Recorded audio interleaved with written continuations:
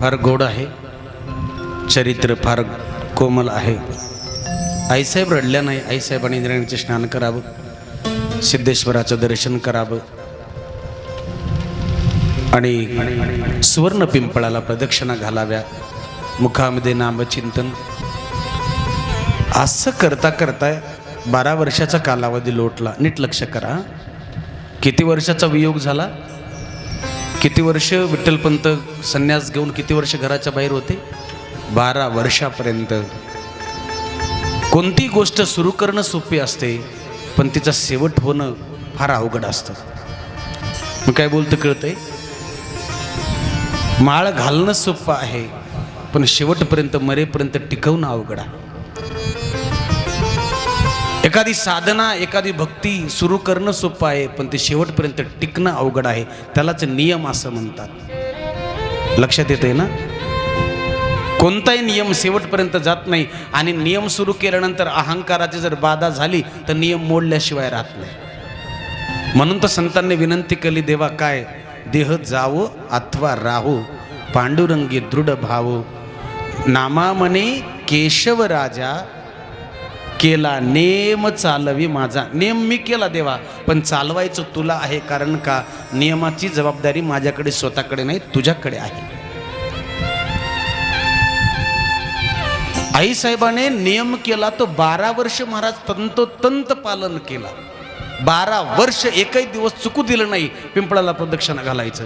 12 वर्ष एकही दिवस सिद्धेश्वराला पाणी घालायचं चुकलं नाही. 12 वर्ष एकही इंद्रायणीचं एकही दिवस स्नान चुकलं नाही. असे 12 वर्ष निघून गेल्याच्या नंतर रामानंद स्वामी तीर्थयात्रेकरता आले. करीत करीत करीत आळंदीमध्ये प्रवेश केला आणि संन्यासी असल्यामुळे भगवान श्री मारुतीरायाच्या मंदिरामध्ये, हजेरी मारुतीचं मंदिर आहे, दक्षिणमुखी मारुतीचं मंदिर आहे आळंदीमध्ये. त्या मारुतीच्या मंदिरामध्ये संन्यासी असल्यामुळे मारुतीरायाच्या मंदिरामध्ये स्थान गाठलं आणि तिथे थांबले. थांबल्याच्या नंतर आईसाहेबांनी सिद्धेश्वराचं दर्शन घेतलं, तिथल्या मंदिरातलं दर्शन घेतलं आणि प्रदक्षिणा करता करता मारुतीरायाचं दर्शन घेतलं. आणि कोणीतरी साधू दिसत आहेत, कोणीतरी संत महात्मे दिसत आहेत, असा विचार करून आईसाहेब हात जोडून महाराज अभिवादन करतायत, नमस्कार करतायत. हे ध्यानस्थ बसलेले आईसाहेबांनी खाली वाकून नमस्कार केला आणि हातातल्या कंकणाचा आवाज झाला. कोणीतरी स्त्री आहे, दर्शन घेते आहे आणि काकणं हातामधली वाजल्याचा आवाज झाला. आणि महाराजांच्या लक्षात आलं की कोणीतरी पतिव्रता स्त्री आहे, सौभाग्यवती आहे.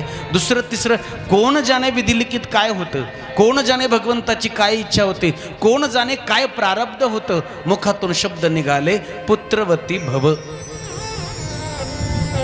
पुत्रवती भव शब्द निघाल्याबरोबर आईसाहेब उठल्या. आईसाहेबांना विचारलं, महाराजजी आपण आशीर्वाद दिला, आनंदाची गोष्ट आहे, पण ज्यांच्या जीवावरती आशीर्वाद दिलात, ज्यांच्यामुळे हा आशीर्वाद पूर्ण होणार आहे, माझं कुंकू, माझं सौभाग्य माझ्या जवळ नाही, आशीर्वाद तुमचा कसा काय पूर्ण होईल? एवढं म्हणल्याबरोबर धक्का बसला.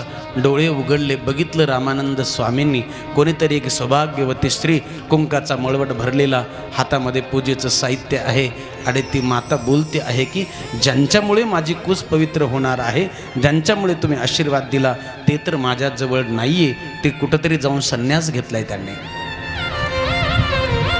रामानंद स्वामी खऱ्या अर्थाने आळंदीला येणारे नाही.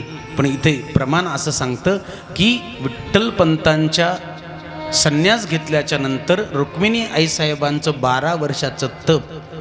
नीट लक्ष करा. तपामुळे, नामस्मरणामुळे जगतामध्ये मिळत नाही अशी एकही वस्तू नाही.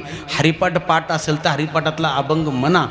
देवाला सुद्धा जवळ करण्याची ताकद कशात असेल तर तपामध्ये आहे. तपेविन दैवत, दिधल्याविन प्राप्त. दिल्याशिवाय मिळत नसतं आणि तप केल्याशिवाय दुसरं जीवनात काही, भगवंत सुद्धा जवळ येत नाही, तर बाकीच्या गोष्टी काय मिळणार आहेत?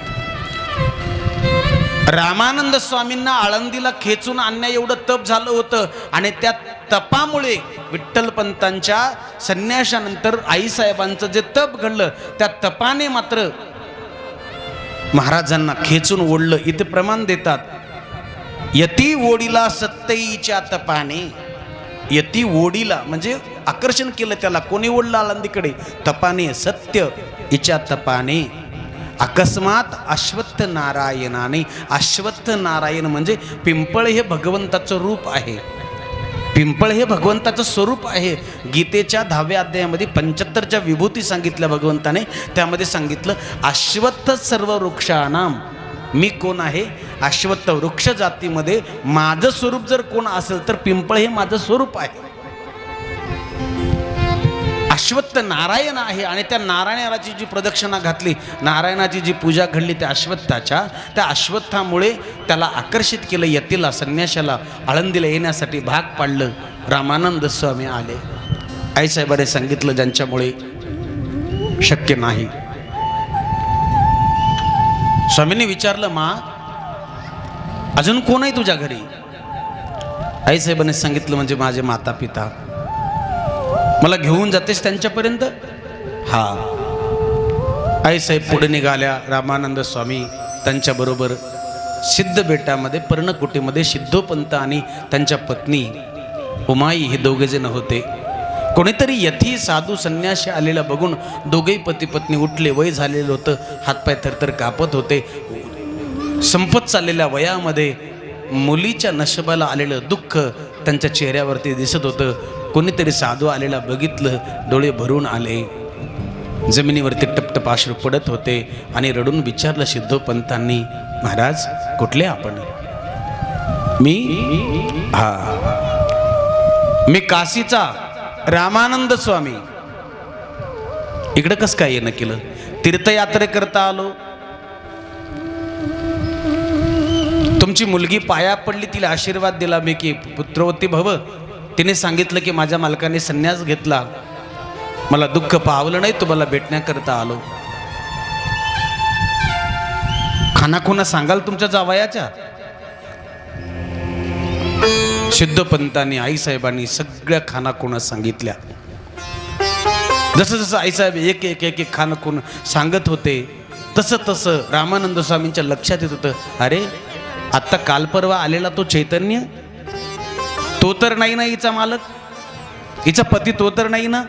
आणि जेव्हा संपूर्ण खात्री पटली, जेवढ्या बी काही खानाखुणा सांगितल्या विठ्ठलपंतांच्या सगळ्याच्या सगळ्या रामानंद स्वामींच्या लक्षात आल्या. आणि स्वामींच्या लक्षात आल्याबरोबर स्वामींच्या पायाखालची जमीन सरकली, माती सरकली. स्वामी म्हणाले, बाप रे, अरे माझ्याकडे आला संन्यास घ्यायच्या वेळेला मला म्हणाला की मला पत्नी नाही, मुलं नाही, कोणीच नाही, मी एकटा आहे. खोटं बोलून संन्यास स्वीकारला माझ्याकडून. निश्चितपणे हिचा पत्नी आत्ता संन्यास घेतलेला तो चैतन्यच 10-12 वर्षाखाली संन्यास घेतला चैतन्यच आहे. स्वामींनी संकल्प केला होता तीर्थयात्रेचा, दक्षिण तीर्थयात्रा करून पूर्ण येण्याचा. पण ज्या वेळेला ह्या मातेच्या डोळ्यातले अश्रू बघितले, एका बापाचे मुलीच्या जीवनामध्ये आलेलं दुःख बघितलं आणि स्वामींनी संकल्प सोडला आणि सांगितलं की बाई काळजी करू नकोस, तुझा मालक परत तुझ्या दारामध्ये येईल. स्वामींनी तिथेच महाराज संकल्प सोडला, यात्रा अपूर्ण बंद केली आणि स्वामी तिथून निघून महाराज परत काशीला गेले. काशीला एकटे गेले नाही तर जात असताना सिद्धोपंत आणि उमाबाई रुक्मिणी आईसाहेबाला सोबत घेऊन गेले. चला माझ्यासोबत. सोबत घेऊन गेल्याच्या नंतर उमाबाई, सिद्धोपंत आणि आईसाहेबांना एका दुसऱ्या घरी ठेवलं. स्वामींचे डोळे आता लाल झालेले होते, हातपाय थरथर कापत होते, कंठ दाटून येत होता, रागाने डोळे लाल झालेले होते, पाय झप झप आश्रमाकडे पाऊल टाकत होती. आणि स्वामीजी रागाने लाल झालेले आश्रमामध्ये प्रवेश केल्याबरोबर मोठ्याने आवाज दिला, चैतन्य चैतन्य चैतन्य. म्हटल्याबरोबर तर चैतन्य उठले. विठ्ठलपंत चैतन्य नावाने ओळखले जायचे. उठले, थरथर कापू लागले, स्वामी स्वामी स्वामी. मध्येच यात्रा सोडून कसे काय आले स्वामी आणि मला आवाज कसा काय दिला? थरथर कापत पुढे आले, हात जोडले, पायावरती माथा विनम्र केला, स्वामी स्वामी स्वामी. काय झालं स्वामी? काय झालं स्वामी? चैतन्य खरं सांग मला, तू कोण आहेस?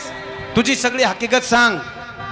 चैतन्य थरथर कापू लागले. होठ आता कोरडे पडलेले होते, घसा कोरडा पडलेला होता. चैतन्य बोलत होते पण बोबडी वळत होती. बोबडी वळाली की स्वामींनी नक्की ओळखलं की दाल में कुछ काला आहे. खरं सांग, कोण आहेस तू? इतके वर्ष मला अंधारात का ठेवलं? आता सत्य परिस्थिती प्रकट करण्याची वेळ झाली. त्यावेळेला मात्र चैतन्याने हात जोडले आणि सांगितलं, मला संसारात मन लागत नव्हतं, विषयाची अपेक्षा नव्हती, माझं मन तिकडे लागत नव्हतं, घरादाराचा त्याग करून मी संन्यास घेतला. स्वामींनी सांगितलं, एक पतिव्रता नारी घरी सोडून देऊन एक सौभाग्यवती स्त्रीला धोका देऊन तिला न सांगताना निघून आला, संन्यास घेतला. माझी आज्ञा आहे तुला, ज्या स्त्रीचा अपराध केला, ज्या स्त्रीला सोडून देऊन आलास, परत तिच्या सोबत जाऊन संसार करावा लागेल तुला. संतती न होताना, तिची आज्ञा न घेताना संन्यास स्वीकारलास. तेवढ्यामध्ये शुद्धोपंत आणि आईसाहेब तिथे आले. आल्यानंतर स्वामींनी त्यांची भेट घालून दिली आणि सांगितलं, माझी आज्ञा आहे. कुणाची आज्ञा आहे नीट लक्ष करा. विठ्ठलपंतांचं मन नव्हतंच, आधीच वैराग्यवन होते जन्माला आल्यापासून, कारण ते गहिनीनाथांचा प्रसाद होता. कुणाचा? गहिनीनाथांचा तो प्रसाद होता. विठ्ठलपंतांच्या आईचं नाव निराबाई. त्यांना तो प्रसाद मिळाला होता. त्या प्रसादाच्या माध्यमातून अर्थात आशीर्वादाने विठ्ठलपंत जन्माला आले होते, वैराग्यवान होते, मन लागत नव्हतं. विठ्ठलपंतांनी सांगितलं, माझं मन नाहीये महाराजजी, पण तरी सुद्धा माझी आज्ञा आहे, तुझं जरी मन नसेल तरी पण तो विवाह केला, त्या स्त्रीला धोका देऊ शकत नाहीये. पण एक गोष्ट ध्यानात ठेव, माझी आज्ञा म्हणून परत संसार कर. तुझ्या पोटी मात्र या जगतामध्ये सामान्य पोर नव्हे तर जगताला तारणारे 4 देवता तुझ्या पोटी अवतार घेतील. माझी आज्ञा म्हणून परत संसार कर. गुरु आज्ञा शिरसावंद केली, गुरु आज्ञा मानली. आणि विठ्ठलपंत, रुक्मिणी आईसाहेब, शुद्धोपंत आणि उमाबाई हे 4 जण महाराज परत एकदा आळंदीकडे निघाले. येताना गुरुदेवाने सांगितलं होतं, उठवूनी श्रीपादे दिदले आश्वासन, मनती करी ग्रहण इचे आता, अवघी कर्माचे न धरावे भय, यासी आहे साह्य जगदीश, स्वदेशा जाऊनी करावा श्रम, सुखरूप स्वधर्म चालवावा, श्रीपादे मस्तकी हात ठेविला, निरोप दिधला चैतन्यासी. गुरुने मस्तकावरती हात ठेवला आणि सांगितलं, कुठल्याच कर्माचं आणि धर्म करीत असताना भीती बाळगायचं कारण नाही. आणि जाऊन मात्र आपला गृहस्थाश्रम चांगल्या पद्धतीने चालवा. तुमच्या पोटी या जगाला तारणारी रत्न जन्माला येणार आहेत.